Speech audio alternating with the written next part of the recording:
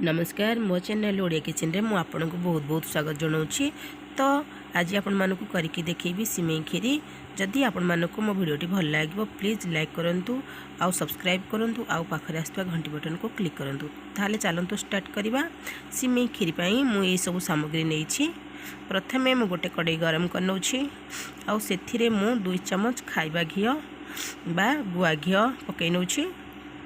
घी टिके मेल्ट हो गला परे से मु ड्राई फ्रूट्स बा काजू और किशमिश को टिके हल्का ब्राउन हुआ पर्यंत एथरे मु भाजी नौछि। हमर काजू किशमिश टिके भाजी हो गला परे लाल लाल हो गला परे टिके अल्प हल्का ताको मु एबे बाहर कर नौछि।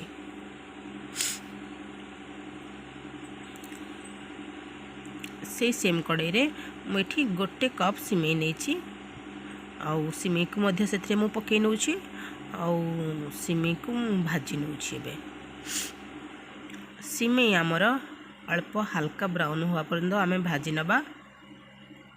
मझरे मझरे एमिति भाजी नबा। ब्राउन कलर हवा पर्यंत आमे याको भाजीबा। देखंतु एठी हल्का ब्राउन कलर हमर हे आसिलानी।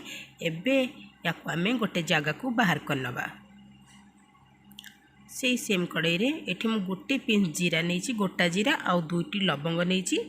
जीरा टिके हल्का फुटी गला परे सेथिरे आमे पकै नबा आगरु सिझे की रखी थिबा खीर। एठी मु सिझा खीर गोटे ग्लास सेथिरे पकै नौछि।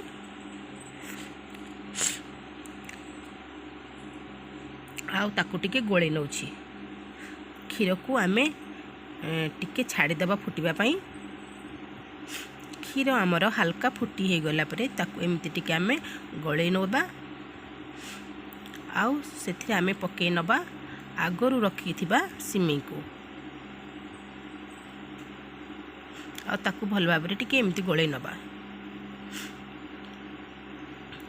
टिके गळे दे सल्ला परे आमे कोन करबा ताकू 2 मिनिट पई आमे टिके कवर करिकी फुटिबा को छाड़ दबा।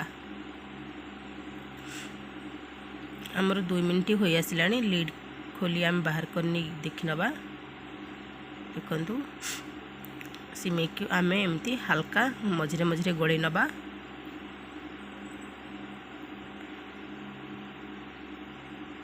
तापरे आउ गोटे मिनिट पई मध्ये आमे एमती घोड़े नबा सिझिबा पई। सिमेई हमर देखंतु सिमेई हमर पूरा सिझी आसिलानी। तापरे सेथिरे आमे एबे कोन करबा सेथिरे मु मिल्क मेड पकै नौछि। एथिरे आवश्यक अनुଯାयी तापरे सेथिरे मु पकै नौछि चीनी।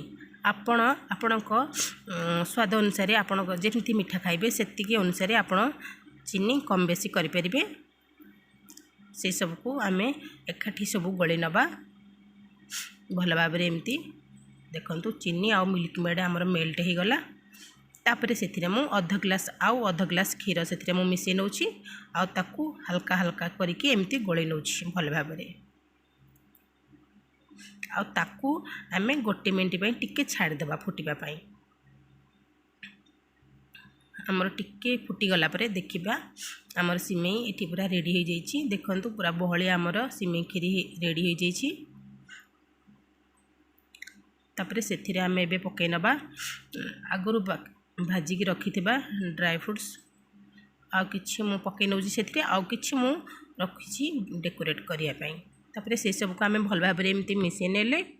तापरे सेथिरे मु पकै नौछि 3टी गुजराती को छेची की एमती गुंड करिकि मु रखिथिली। सेथिरे मध्ये से सब को पकै नेली आ ताकू भल भाबरे एमती भल भाबरे मु गोळे नेली।